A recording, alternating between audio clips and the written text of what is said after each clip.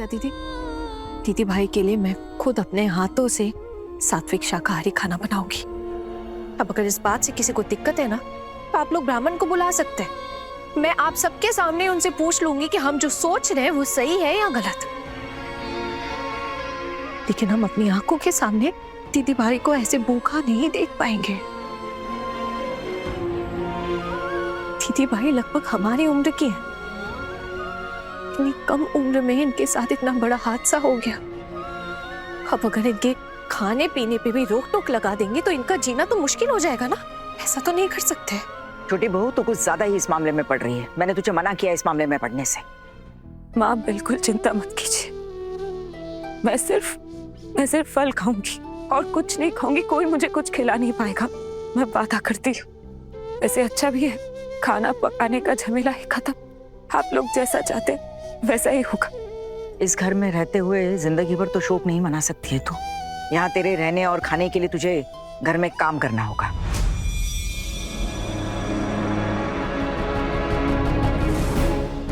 जी माँ, बोलिए ना, क्या करना है मुझे? बहुओं का हाथ बटा दे काम में।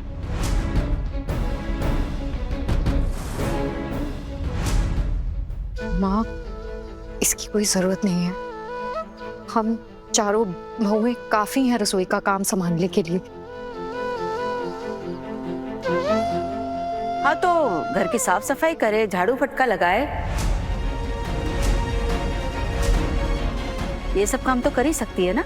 अब विधवा है, काम में मन लगा रहेगा तो अच्छा है। खाली दिमाग शैतान का अड्डा होता है। पता नहीं कोई कहीं लांछन ना लगा बैठे।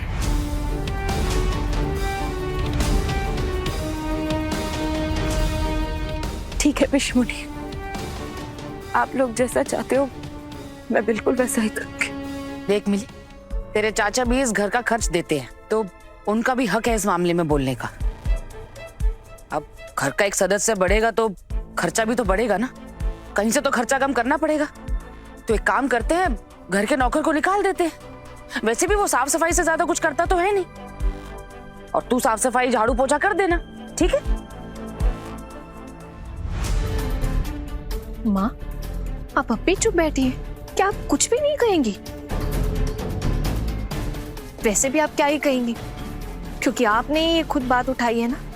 लेकिन एक बार सोच के देखें, क्या आपकी बेटी इस हालत में है कि वो कुछ भी कर सके? काम करने से मन शांत होता है छोटी बहू। लेकिन इसका मतलब ये तो नहीं है ना माँ कि आप घर के नौकर को निकाल के घर की बेटे को काम पे लगा देंगी। ये तो गलत है ना माँ। इनका अपमान किया जा रहा है, ये तो आपको दिख रहा है ना। माँ, क्या आप सच में नहीं समझ पा रही? अब जिसकी जैसी किस्मत, ये तो इसे घर छोड़कर जाने से पहले सोचना चाहिए था ना। हमने कहा था कि राकेश के साथ भाग जाए। अगर हमें मौका देती तो किसी अच्छे खानदान में धूमधाम से शादी करवाते इसकी। इस अपमान का मौका इसने खुद दिया है सबको। हमारे मुंह पर कालिक पोत कर चली गई थी ना ये। अब इस बात के लिए हम इसे कभी माफ नहीं करेंगे। अब से आप जैसा कहेंगे मैं बिल्कुल वैसा ही करूंगी। ससुराल में रहती, वहां भी काम करना पड़ता। अब मुझे मुफ्त में बैठ के खाना तो कोई नहीं खिलाएगा। कर लूंगी मैं इस घर का काम। आप इस घर के सारे नौकरों को काम से निकाल दीजिए, मैं उनके सारे काम कर लूंगी। कुछ पैसे भी बचेंगे आप लोगों के। ठीक है पिशिमुनी चाची, अब ठीक है। आप लोग जैसा चाहते हो मैं बिल्कुल वैसा ही करूंगी।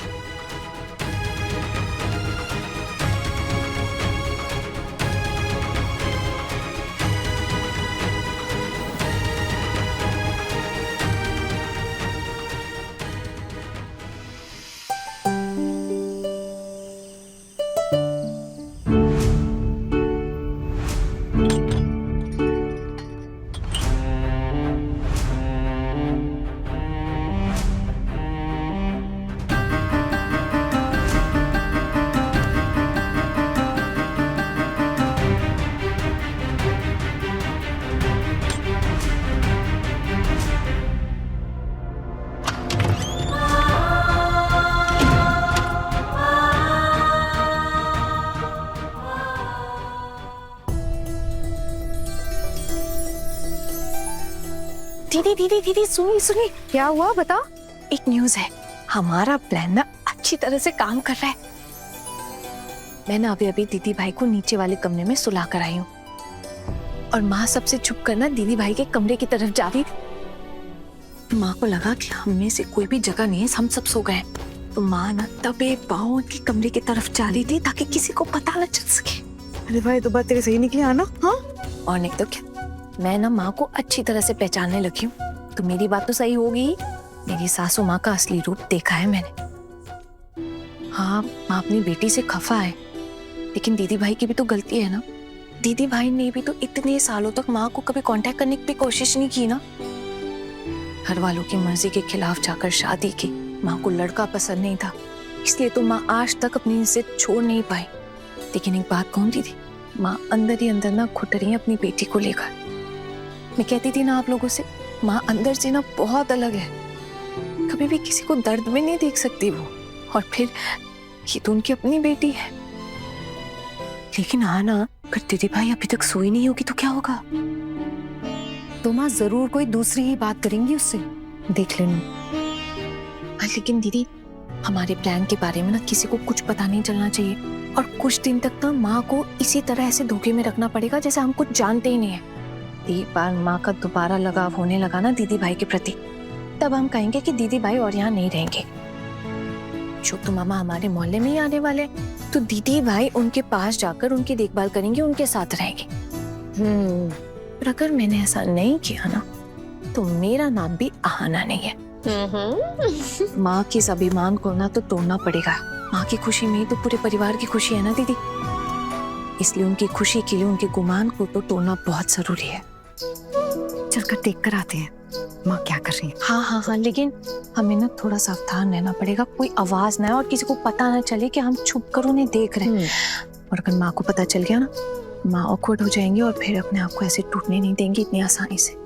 आना, तू चिंता मत कर, हम बिल्कुल भी आवाज नहीं करेंगे। वैसे एक बात कहूँ, ये सब देखकर ना आज दिल को इतना सुकून मिल रहा है। नहीं तो मुझे लगता था कि माँ कभी मिली का चेहरा भी नहीं देखेंगी।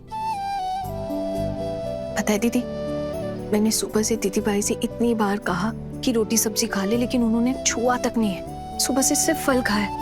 मुझे तो इतनी चिंता हो रही है कि पता नहीं कल सुबह खड़ी हो भी पाएंगी या नहीं। चाहे जो हो जाए, कल मैं खुद अपने हाथों से उसको खाना खिलाऊंगी। कोई कुछ भी कहे, मुझे कोई फर्क नहीं पड़ेगा।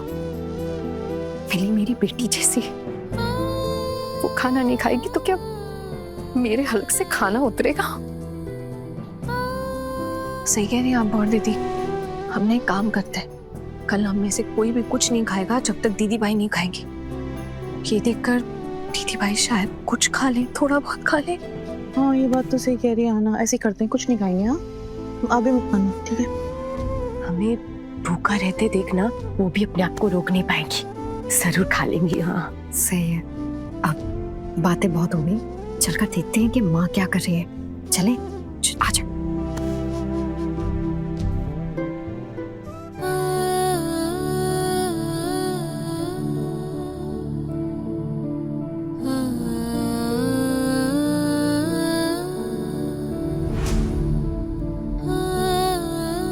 देखो दीदी, कैसे दीदी भाई सो रही है। अरे वाह, और माँ भी दीदी भाई के पास है।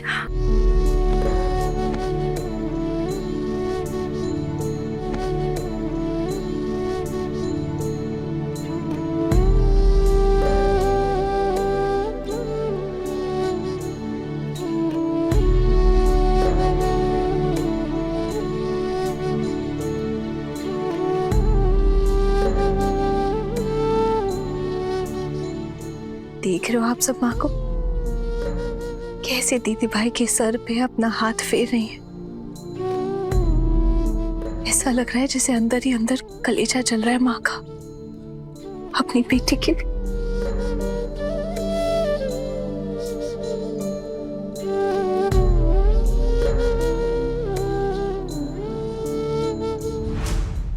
बड़े घर की छोटी बहू, शाम 9:30 दंगल टीवी पर।